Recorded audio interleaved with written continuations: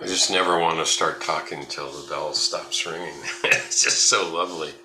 Well, welcome all to San Mateo Zen and Pacific Zen and Santa Rosa Zen and Portola Camp Zen and all of the Zens throughout the universe. It's nice to sit together. And I often describe this meeting of us as sitting around the campfire, really not contemplating, but realizing the most important things in our lives, investigating.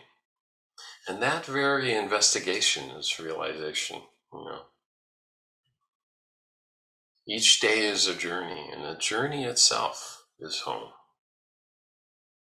So this is realization, and it's nice to realize the way together, to become enlightened together, because that's the only way we can do it, right? It's together with all things. So we have an interesting night tonight in continuing to pursue the theme of the shamanic roots of Zen. As I said earlier, we'll be meeting with Osho Zenju Earthlyn Manuel next week at this time. And I really urge you to come if you can make it. She's a lovely, lovely woman, a very prolific author. She's just out with a new book about making your way in the darkness, a theme perhaps we've talked about here sometime in the last month or so. And also the book, that comes out actually tomorrow. And her latest published book currently is The Shamanic Bones of Zen. And so we've been investigating that through deep ecology, Hinton-like deep ecology, really last week through investigation of engaged practice through fire management. All these young people out in the woods trying to manage these wildland fires that are destroying our forests. How can we manage those? And tonight, through investigating the oldest of the great Chinese texts, and perhaps the oldest text of divination or of fortune telling,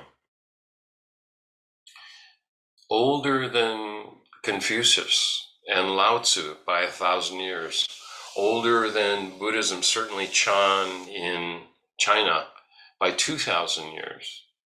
So the wisdom of the Yi Jing, or the Book of Changes, is something that really came out of ancient China, that, like I said, Hinton-like Paleolithic culture that had this natural knowledge and somehow mapped out the universe and uses those 64 hexagrams, which I'm sure you're very familiar with, to learn to live a life. Do you see that hexagram there? Can you see that? It's not real big. Let me see if I can make it larger. There we go. Look at that. Modern technology. So Cleary, the great translator, as you know, who just passed away about 2 years ago, described the inner dynamics of both spiritual life and social life. And he talks about how for generations, untold generations, the Chinese, in all walks of life, have used the Book of Changes as a basic guide for conscious living. In his translation to the Wilhelm edition, the 1950 Wilhelm edition of the Yijing, you're probably familiar with this book. I got it myself in 1972, and I wrote my first holy name in there, and I can't believe how terrible my kanji writing is. Daigaku, Great Awakening, October 29th, 1972. A little note to myself. But in the Wilhelm translation, which was the first great translation maybe ever, because Wilhelm had been working on it with his Chinese teacher for 50 years. Now, he was German, and then it was translated from German into English. But Jung, who was a friend of Wilhelm's, wrote that generating a hexagram is a form of synchronicity. You're probably familiar with that term, where things in the universe pop up together because they're actually not separate. They're deeply, deeply connected. Synchronicity, which takes the coincidence of events in space and time as meaning something more than mere chance, namely, a peculiar interdependence of objective events among themselves as well with the subjective or psychic states of the observer or observers. In other words, the diviner or the person who throws the Yijing somehow believes that their state of mind is reflected in the mind, in the state of the universe, particularly in the state of society. And so by understanding what's in their mind, they can understand what's in the world, in their lives, and lead a life of judgment, right? Lead a life of, as he said, conscious living. Conscious living. The Chan school was always closely related to Taoism, as you well know. We've heard from from Hinton, and Hinton is out with a new book, so I hope we see him again in about 6 or 9 months. He was great. But the Yijing has largely been associated with Confucianism and with Taoism, and less so, as a whole, Buddhism. But there have been numerous interpretations of the hexagrams written from the point of the 3 schools, the 3 great schools in China. Very early on, because of their close roots with Taoism, the very early Chan masters did use symbols and hexagrams. The Guiyang school, the Guishan Yangshan school, use circles and that sort of thing. But it was Dongshan who, in his poem, The Jewel Mirror Samadhi, wrote directly about this character number 30, called Li, called illuminance, called fire below fire. You can see the character here that the bottom line, which is the first line, is yang, meaning it's straight across, and then yin, and then yang, and then almost like a mirror, this lower trigram here is fire, and almost like a mirror, it reflects fire above. So it's got that quality, that mind-to-mind reflection that so truly represents in Zen, right, our fundamental mind, meaning our fundamental Buddha nature, meaning the fundamental light that Yunmen talks about, that shines in all things. So let me read you this section in the record of Dongshan in the poem, The Jewel Mirror Samadhi. He says the 6 lines of the Li, or illumination hexagram, phenomena and the real interact. So phenomena and the real interact. So what he's talking about is that form and emptiness are interacting. The great thing about Chan is that it's pretty simple, right? You can get very, very complicated in your explanation, but it only comes back to just form and emptiness. Yamada would only use one hand. He'd go like this. This is emptiness, this is form. It's going like this all the time, right? So we don't have to get too complicated in our explanation, because we know in Zen, form is emptiness and emptiness is form. And it's that simple. It's not something complicated. So the 6 lines of the Illumination hexagram, phenomena and the real interact, piled up against 3 trigrams, the trigrams, each transformed makes 5 hexagrams.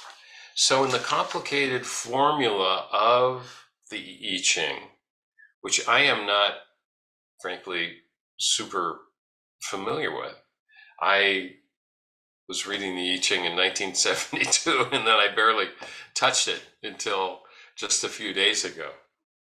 But John Tarrant talks about the I Ching. He loves the I Ching, and I know that we have other people. I was talking to Corey Hitchcock, and I don't think she made it on the call, but she loves the I Ching. I think she throws it every day and reads it. So, like the taste, the poem goes on, like the taste of the 5-flavored chi grass or the 5-pronged Vajra scepter. So that hexagram that you see on the screen, when broken down in trigrams and reconfigured, makes 5 other hexagrams. And those 5 hexagrams correspond with Dongshan's 5 ranks, which I think you're familiar with. I won't read them right now, but we've talked about 5 ranks here, and we've talked about 5 ranks, and I think all of the teachers have talked about 5 ranks, and I'm happy to send them to you if you'd like. Secretly held within the real, rhythm and song arise together. Isn't that beautiful? Both the beat and the sound of the song rise together. Form and emptiness intertwine. Yin and yang, right? Intertwine. Grasping the connecting link, grasping the root. Acting with circumspection is auspicious, and there's no contradiction. There is no contradiction in all the universe, right? That's why awakening is so amazing.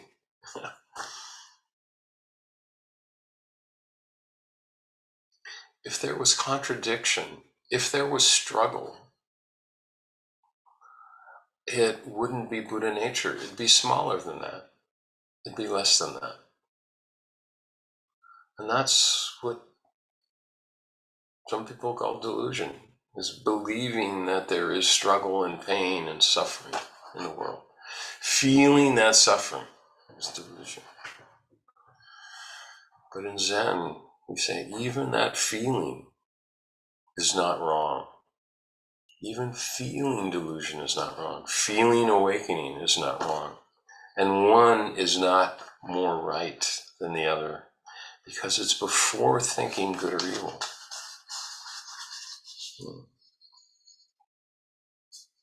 So the double fire trigrams of the Illumination hexagram can be reconfigured, as I said, and they can be linked to 5 different hexagrams: gentle, penetrating, 57. We won't be reading those necessarily tonight. Joyous, 58. Preponderance of the great, 28. Intertruth, 61. And the original Illumination, 30.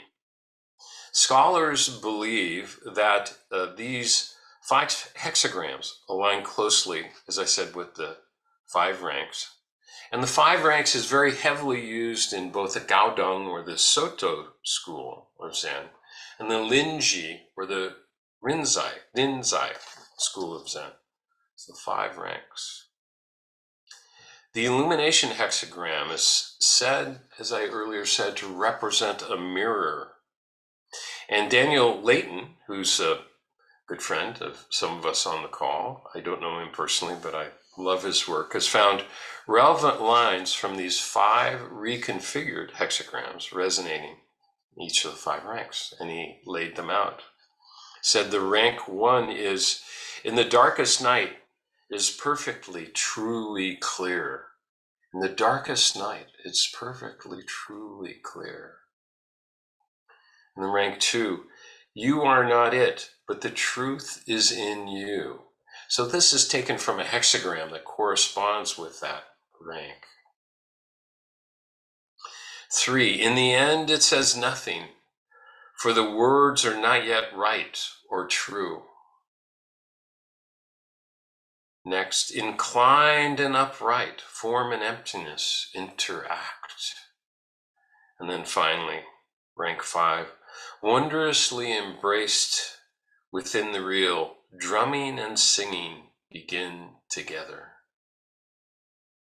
What a lovely metaphor. What a lovely image. It's not a metaphor, right? Because it's our lives. It's our lives. Let me stop the share. We'll come back. Though some key phrases and symbols, apologies, I'm kind of reading this because it's pretty dense stuff, were adopted by various Buddhist schools. It was a Chan Pure Land Buddhist school in the 17th century, in the 1600s, quite late, really, according to Cleary, who was the first who wrote the first extensive commentary on the Yi Jing from a broad Buddhist point of view, not like Dongshan taking a hexagram and explaining it and bringing it into his poetry and working with it, but more of a looking at all of the 64 hexagrams and making commentary on all of those. And we call that Cleary calls it the Buddhist I Ching. And we'll read from the Buddhist I Ching tonight. And the Buddhist I Ching is different from the Confucian I Ching because rather than yin and yang, strong and weak, dark and light, the Buddhist Yi Jing talks about awareness and delusion. It talks about form and emptiness. It talks in terms that the Buddhists understand the universe. And this monk, who was incredibly prolific, an incredible scholar, believed that the Yi Jing could be reflected through Buddhist sensibilities. So Owe, his name is Owe, speaks of the natural qualities of Buddha nature, says Cleary, and the complete potential of awareness. Again, now we're more traditional Chan rather than just Daoist, right? Or Confucian. And cultivation of these inherent qualities bring full maturity and appropriate use. So let me give you the commentary on hexagram 30. I'll share that again.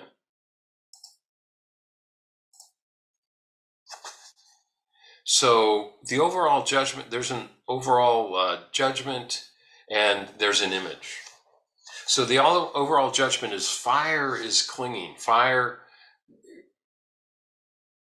it is there, but it's not attached to the fuel, right?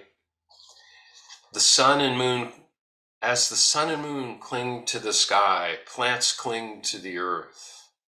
Clinging to what is correct with twofold illumination transforms and perfects the world. This twofold illumination is the mirror upon mirror. It's illumination upon illumination. And the image, illumination doubled, 2 illumination trigrams, as we have here. Doubled makes fire. Great people illuminate the 4 quarters with continuing light. Buddha illuminates the 4 corners with continuing light. The great light of Yunmen shines everywhere and in everything, including us. That's the big thing about koan work, is discovering again and again that light shines in us, and it looks like this, it looks like this, it looks like this. So the bottom line is a yang line, so that's a straight line. Steps are awry, be heedful, and there will be no fault. Even with insight, the practice is not yet purified. So there's a sense of progression going on where, as Cleary says, from self-discipline to tolerance, energy, meditation, and finally wisdom. So see if you can feel this progression going on from a Buddhist point of view in this character. Second line, that's the yin line, the broken line from the bottom. Steps are awry, be heedful, and there will be no fault. And Ois writes, even with insight, the practice is not yet purified. In other words, you must carefully step by step by step practice.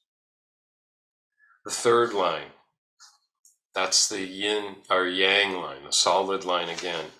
In the fire of the afternoon sun, you either drum on a jug and sing or lament as in old age. And we, writes the monk, when you use insight too much without concentration to balance it, sometimes you will be extremely joyful, drumming and singing, and sometimes you will be extremely anxious, lamenting as in old age. Then the fourth line, again, a yang line, a solid line. Coming forth abruptly, there's no accommodation. And the commentary, he writes, here, even though it seems that one has insight and concentration, in reality, one is not balanced and not yet correct, unable to harmonize the elements of the path of enlightenment.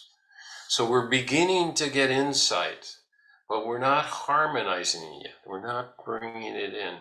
Remember, Yamada said, you must practice another 30 years, right? The fifth line, the broken line, a yin line, weeping and lamenting, there is good fortune. This represents concentration in balance, the monk writes, which can bring forth genuine insight, and therefore progress is certain. And then the top yang line, the king goes on an expedition, has good luck and overcomes the leader taking captives, but not because they are repugnant, not because he hates the captives. No fault. And the monk writes, strong without excess, at the peak of illumination, self-help has already been completed. So there is a way to transform others.